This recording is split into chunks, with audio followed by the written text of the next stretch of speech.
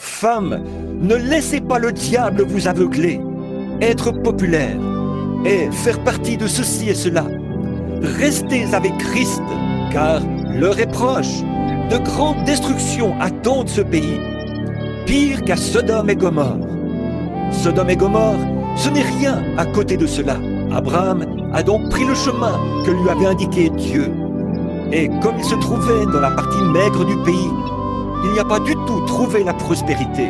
Mais cependant, il savait une chose, il servait Dieu et il croyait Dieu. Ainsi, un jour, 3 hommes sont venus. Ils étaient couverts de poussière et fatigués. Et Abraham a eu pitié d'eux.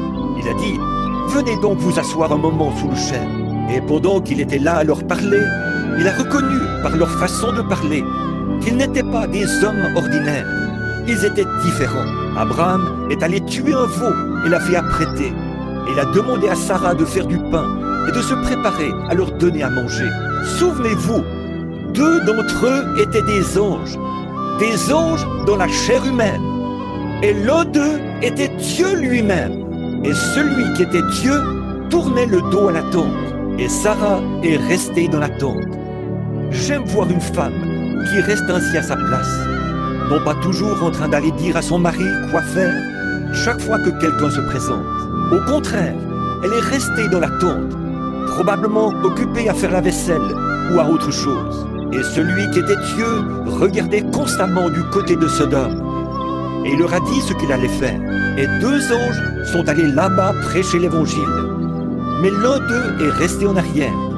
C'était celui qui était Dieu. Et il a dit, « Je ne vais pas cacher à Abraham les choses que je tiens secrètes, parce qu'il sera héritier du monde. » Oh, nous avons le droit ce matin, Église, de connaître les secrets de la venue du Seigneur.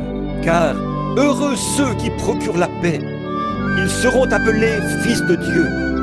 Heureux ceux qui ont faim et soif, ils seront rassasiés. Heureux ceux qui ont le cœur pur, car ils verront Dieu. Heureux les débonnaires, car ils hériteront la terre.